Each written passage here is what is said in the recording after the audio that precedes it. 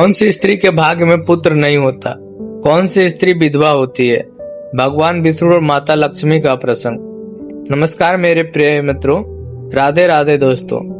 एक बार फिर से स्वागत है आप सभी मित्र बंधुओं का हमारे धार्मिक चैनल सनातन सार पर। दोस्तों, एक बार माता लक्ष्मी क्षीर सागर में भगवान विष्णु के पैर दबा रही थी। पैर दबाते दबाते माता लक्ष्मी ने भगवान विष्णु से कहा, हे प्रभु, आज मेरे मन में 3 प्रश्न उठ रहे हैं। यदि इन 3 प्रश्नों के उत्तर देकर आप मुझे संतुष्ट करेंगे तो मेरे मन को बहुत शांति मिलेगी। तब भगवान विष्णु कहते हैं, हे देवी, आखिर तुम्हारे कौन से 3 प्रश्न हैं? माता लक्ष्मी कहती हैं, हे प्रभु, वह कौन सी स्त्री होती है जिसके भाग्य में संतान सुख नहीं होता? दूसरा प्रश्न, कौन सी स्त्री समय से पहले विधवा होती है? और तीसरा प्रश्न, कौन सा श्रृंगार करने से स्त्री को स्वर्ग में स्थान प्राप्त होता है? दोस्तों, तब भगवान विष्णु कहते हैं, हे लक्ष्मी, यह तुम्हारे तीनों प्रश्न बहुत ही महत्वपूर्ण हैं। जो भी व्यक्ति इन तीनों प्रश्नों के उत्तर समझकर इस पर्याप्त ज्ञान को अपने जीवन में उतार लेता है, उसे जीवन में सुख की प्राप्ति होती है। भगवान विष्णु कहते हैं, हे देवी लक्ष्मी, अब मैं तुम्हें तुम्हारे तीनों प्रश्नों के उत्तर एक छोटी सी कहानी के माध्यम से देने वाला हूँ। इस कहानी के माध्यम से तुम अपने तीनों प्रश्नों के उत्तर ठीक तरह से समझ पाओगे। परंतु मेरी एक शर्त है, जब तक मैं कहानी सुनाऊं तब तक तुम्हें इस कहानी को ध्यान से सुनना होगा। माता लक्ष्मी कहने लगी, प्रभु, मैं आपको वचन देती हूँ कि इस कथा को मैं पूरे मन और लगन से सुनूंगी और आप कृपया उस कथा को आरंभ करें। दोस्तों, आप सभी से एक विनती है कि आप भी इस कथा को पूरा अवश्य सुने। इसे आधा अधूरा सुनना पाप माना जाता है। कथा शुरू करने से पहले कमेंट में लिखें जय मां लक्ष्मी और जय श्री हरि विष्णु। साथ ही वीडियो को लाइक करना न भूलें।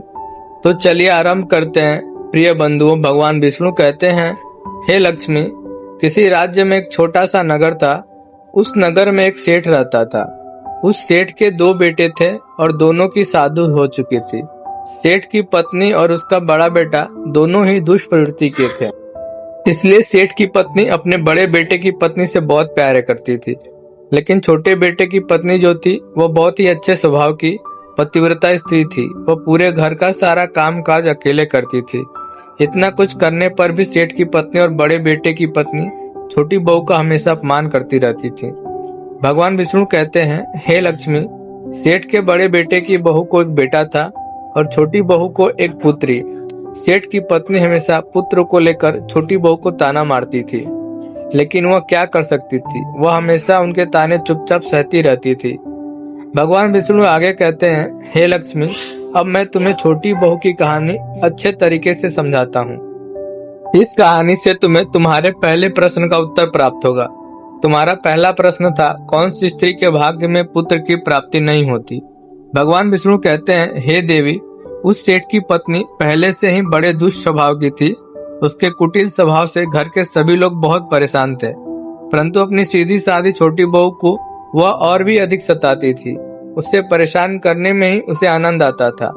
भगवान विष्णु कहते हैं, सेठ के छोटे बेटे की पत्नी का नाम सुकन्या था। बेचारी सुकन्या सुबह जल्दी उठकर अपने काम काज में जुट जाती थी। इतना करने पर भी सेठ की पत्नी की निगाहों में सुकन्या हमेशा खटकती रहती थी। एक दिन की बात है, सुकन्या घर में झाड़ू लगा रही थी तो सेठ की पत्नी बोली, तेरे हाथों में जान नहीं है क्या? जल्दी जल्दी झाड़ू लगा, मैं मंदिर जा रही हूँ। मेरे लौटने से पहले भोजन तैयार होना चाहिए, और सुन, अन्न का एक दाना भी बर्बाद नहीं होना चाहिए। बेचारी सुकन्या करती भी तो क्या, वह अपनी सास की बातों को चुपचाप सुनती रही। घर की सफाई करने के बाद सुकन्या खाना बनाने में लग गई। खाना बनाते समय वह मन ही मन सोच रही थी, मैं इतना काम करने के बाद भी एक पल चैन की सांस नहीं ले पाती और मेरी सास हर समय मेरे काम में गलती निकालती रहती है। सुकन्या यह सब सोच ही रही थी कि तभी दरवाजे पर खटखटाने की आवाज आई। सुकन्या ने सोचा, अभी तो भोजन तैयार ही हुआ है, लगता है मेरी सास आज जल्दी लौट आई है। जब सुकन्या ने दरवाजा खोला तो उसने देखा बाहर एक सन्यासी महात्मा खड़े हैं। दोस्तों, वह साधु महाराज सुकन्या से कहते हैं, बेटी, तेरा सुहाग अमर रहे। बाबा को कुछ भोजन करा दे, मुझे बड़ी भूख लगी है। भगवान विष्णु कहते हैं, हे लक्ष्मी, सुकन्या बहुत सुशील और संस्कारी थी। उसने सोचा साधु महाराज को भोजन करा दूं तो, परंतु यदि मेरी सास आ गई तो मेरी खैर नहीं। फिर कुछ देर सोच विचार करने के बाद उसने सन्यासी को भोजन के लिए भीतर आने को कहा। उसी समय सुकन्या के मन में विचार आया, सास से डरना कैसा, यदि वह भी आ गई और मुझसे कुछ कहेंगी तो मैं कह दूंगी कि मैंने अपने हिस्से का भोजन महात्मा को दिया है। भगवान विष्णु कहते हैं, हे लक्ष्मी, ऐसा सोचकर सुकन्या ने साधु को अंदर बुलाया और अतिथि धर्म का पालन करते हुए उन्हें भोजन कराने लगी। अभी साधु भोजन कर ही रहे थे कि सुकन्या की सास लौट आई। साधु को घर के अंदर बैठा भोजन करते देख उनका गुस्सा सातवें आसमान पर चढ़ गया। वे क्रोध में बोली, यहाँ क्या कोई भंडारा चल रहा है जो तू राह चलते भिखमंगों को घर में बिठाकर खिला रही है? सुकन्या ने अपनी सास को रोकने की बहुत कोशिश की, परंतु उस दुष्ट स्त्री ने सन्यासी को धक्के मारकर घर से बाहर निकाल दिया और उनका खाना उठाकर फेंक दिया। अब उसका क्रोध सुकन्या पर टूट पड़ा और वह बोली, अरे दुष्ट औरत, मैंने तुझे कहा था कि अन्न का एक दाना भी बर्बाद नहीं होना चाहिए, लेकिन तूने क्या किया, उस भिखारी को इतना सारा भोजन दे दिया। भगवान विष्णु कहते हैं, हे लक्ष्मी, सुकन्या डरते हुए बोली, सासू माँ, मैंने अपने हिस्से का भोजन दिया है, इसमें इतना गुस्सा होने की क्या बात है? द्वार पर आए अतिथियों को कभी खाली हाथ नहीं भेजते, ऐसा शास्त्रों में कहा गया है। इस प्रकार काफी देर तक सास बहू की तकरार चलती रही। अंत में उस कुटिल सास ने सुकन्या को धक्के मारकर घर से निकाल दिया। अब बेचारी सुकन्या रोती हुई दरवाजा पीटती रह गई, पर उसकी सास का दिल नहीं पसीजा, वह पत्थर सी बन गई। भगवान विष्णु कहते हैं, अब सुकन्या के पास एक ही रास्ता बचा था कि वह अपने मायके लौट जाए। इस प्रकार वह दुखी होकर अपने मायके के लिए निकल पड़ी। रास्ते में एक घना जंगल भी पड़ता था। सुकन्या भूख प्यास से तड़पती हुई चलती जा रही थी। तभी अचानक बादल गरजने लगे और मूसलाधार वर्षा शुरू हो गई। वर्षा से बचने के लिए सुकन्या ने एक पेड़ की शरण ली, लेकिन बारिश इतनी तेज थी कि बचना मुश्किल था। अब उसी पेड़ की जड़ में एक कोटर था। सुकन्या ने सोचा कि उसमें घुसकर वह बारिश से बच सकती है, इसलिए वह कोटर में चली गई और सोचने लगी कि जब बारिश रुक जाएगी तब बाहर निकल आऊंगी।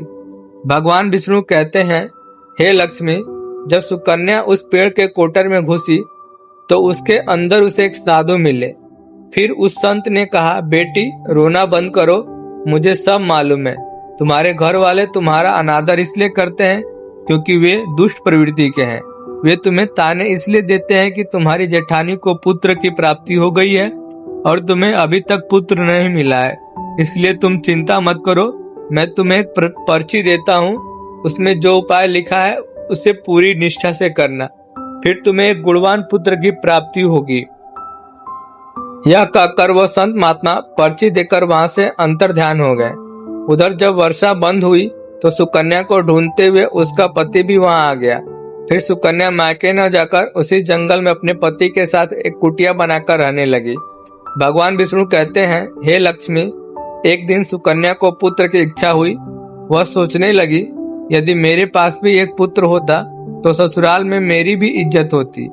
वह ऐसा सोच ही रही थी कि उसे उस संत की दी हुई पर्ची याद आ गई। सुकन्या ने पुत्र प्राप्ति के लिए वह पर्ची पढ़ी। पर्ची में लिखा था, बेटी, पुत्र प्राप्ति के लिए स्त्री को सदैव रात्रि के समय पुरुष के बाईं ओर सोना चाहिए। ऐसा करने से कुछ समय में नाक का दायां स्वर और बाईं करवट का संतुलन बनता है। जब पुत्र की इच्छा हो तो यह सुनिश्चित करना चाहिए कि पुरुष का दायां स्वर और स्त्री का बायां स्वर चालू हो। ऐसी स्थिति में मिलन करने से पुत्र की प्राप्ति होती है। इसके विपरीत स्थिति में गर्भ धारण करने से पुत्री की प्राप्ति होती है। पर्ची में आगे लिखा था, मासिक धर्म शुरू होने के प्रथम 4 दिनों में मिलन करने से पुरुष को रोग होता है। 5वीं रात्रि में मिलन से कन्या की प्राप्ति होती है। 6ठी रात्रि में मिलन से पुत्र प्राप्त होता है। 7वीं रात्रि में मिलन से बंध्या पुत्री होती है। 8वीं रात्रि में मिलन से ऐश्वर्यशाली पुत्र होता है 9वीं रात्रि में मिलन से यह सर्वशाली पुत्री होती है। 10वीं रात्रि में मिलन से अति श्रेष्ठ पुत्र होता है और 11वीं रात्रि में मिलन से सुंदर एवं संस्कारवान पुत्री की प्राप्ति होती है। भगवान विष्णु कहते हैं, हे लक्ष्मी, इस प्रकार सुकन्या ने 10वीं रात अपने पति से मिलन किया और गर्भ धारण किया। सुबह स्नान आदि क्रिया से निर्वित होकर पूजा पाठ करके सुकन्या का पति लकड़ी काटने चला गया। उसके पति के जाने के बाद अचानक तूफान आ गया। सुकन्या की झोपड़ी तूफान में उड़ गई और भारी वर्षा शुरू हो गई। सुकन्या वर्षा से बचने के लिए एक पेड़ के पास पहुंची और उसने उस पेड़ पर एक पत्र लिखा। वह पत्र उसी कोटर का पता था जहां वह पहले बारिश से बचने के लिए छिपी थी। सुकन्या ने वह